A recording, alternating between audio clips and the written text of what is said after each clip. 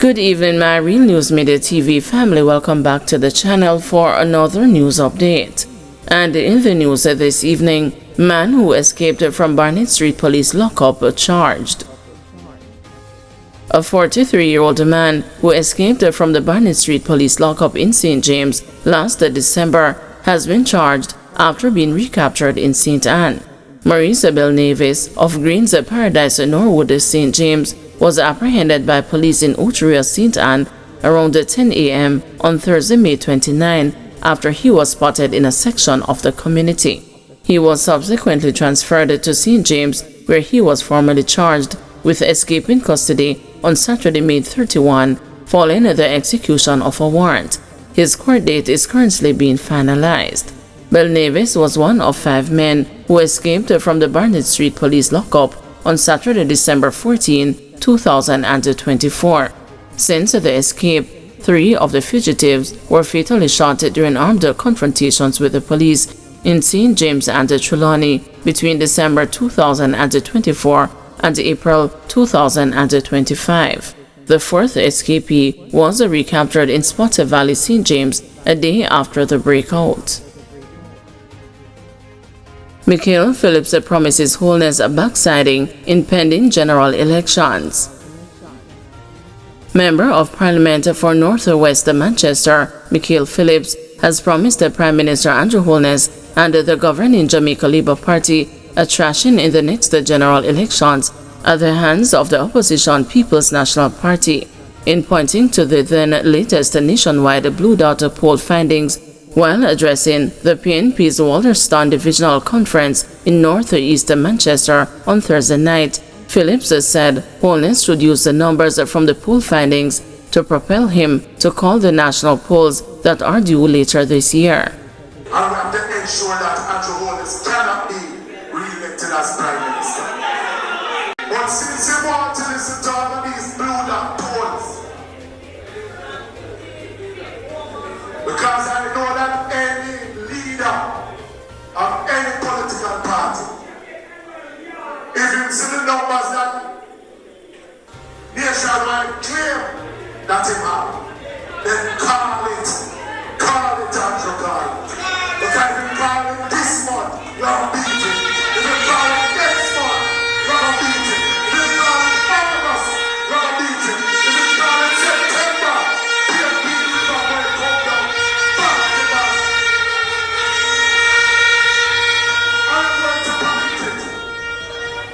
Because we're going to win the 2 seat there in the Trelawney. Government as I'm going to come home. And we're going to win all 4 in Manchester.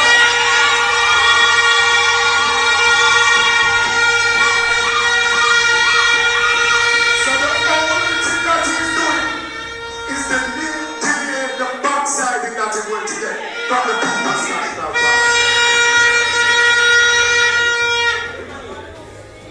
So comrades, do not take this election lightly. Don't take it lightly.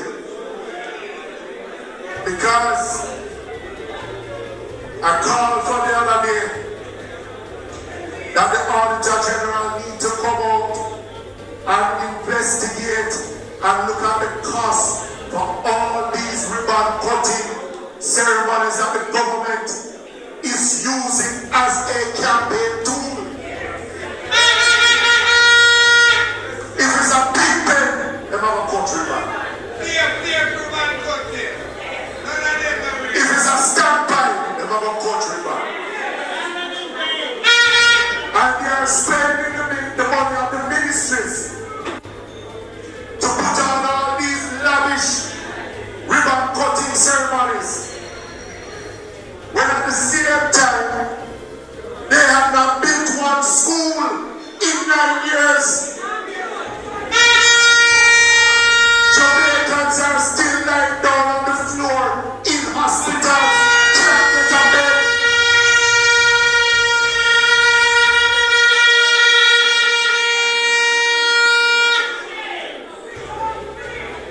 The country is not going in the right direction.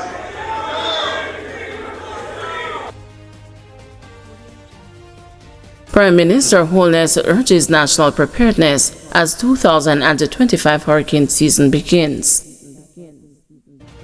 Prime Minister Andrew Holness is calling on all Jamaicans to take a personal and a collective responsibility as the 2025 Atlantic hurricane season officially begins on June 1.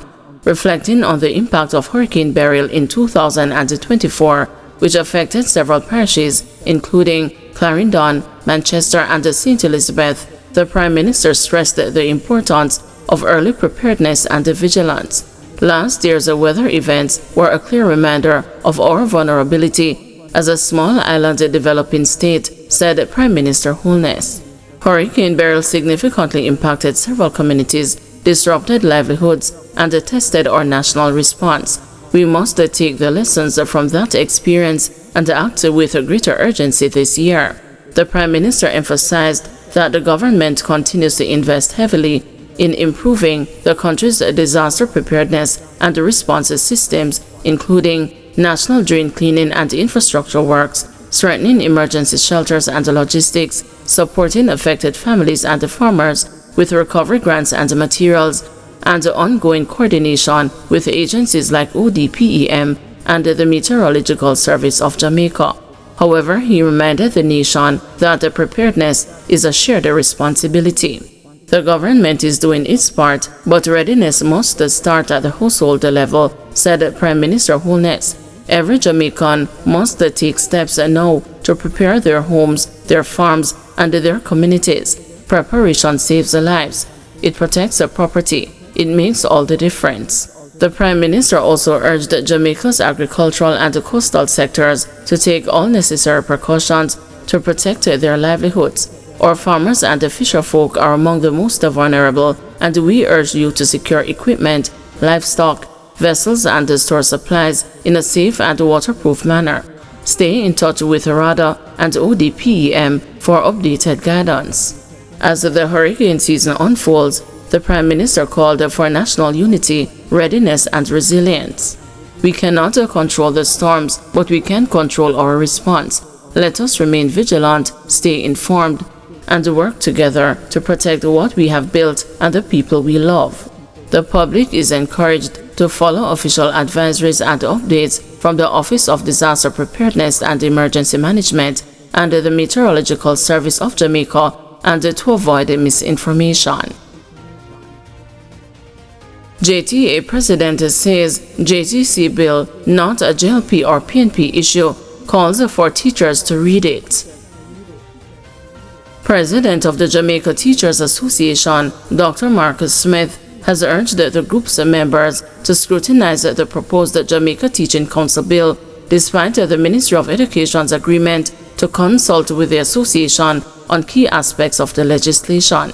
Smith said the association's issues relative to the bill has nothing to do with the governing Jamaica Labour Party or the opposition People's National Party, declaring that even some members of both the political parties have not read the bill for themselves but are quick to critique the JTA. Earlier in May, the JTA called on the government to work with the organization to fix aspects of the proposed JTA Act 2025, which it said it is not prepared to support in its current form. In providing an update to educators at the JTA St. Elizabeth Parish Association annual general meeting at Holy Cross Moravian Church in Santa Cruz on Thursday, Smith said the ministry has decided to have dialogue with the association about its concerns relative to the bill. I am happy to say that since our public pronouncements over the last few weeks and months, the minister has agreed to have further consultation with us around the bill, and we welcome that, Smith shared. At a press conference earlier in May, Smith said among the JTA's concerns with the bill was the process of registration and licensing of the estimated 25,000 public teachers and approximately 2,000 educators employed in private schools, which he believed will create a great stress on the bureaucracy in order to effectively manage the sector. Additionally, issues relate to the fact that serving teachers who do not have an up-to-date license could be fined up to $500,000. He said then that government bureaucracy surrounding, for example, the length of time it takes to get a police record and other crucial documents is one of the reasons why some teachers may find themselves without a valid license at any given time. Smith reiterated his call on Thursday for educators to read the JTC bill, which he labeled as a dangerous legislation.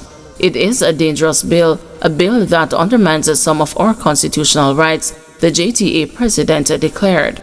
So it's not a JLP or a PNP issue. I've been badgered by both the parties, not the party's leadership themselves, but certainly members who oftentimes have never read the bill themselves, Smith claimed. According to him, some of the members of the political parties will hear a political pundit say something and them jump on it and say, the teacher them this and the teacher them that, but they have not read it. He said based on his assessments after being on talk shows, whether on radio or television, it appears that some individuals have not read the proposed JTC bill, which was passed in the Senate in late April. And every one of those talk shows I've gone on and I've spoken to them. It's quite clear that the political pundits and political party members have not studied it, he suggested. It is not clear when the JTC bill will be debated in the House of Representatives, but it has been tabled there. Thank you everyone for watching. See you tomorrow morning at 6 a.m. for another news update.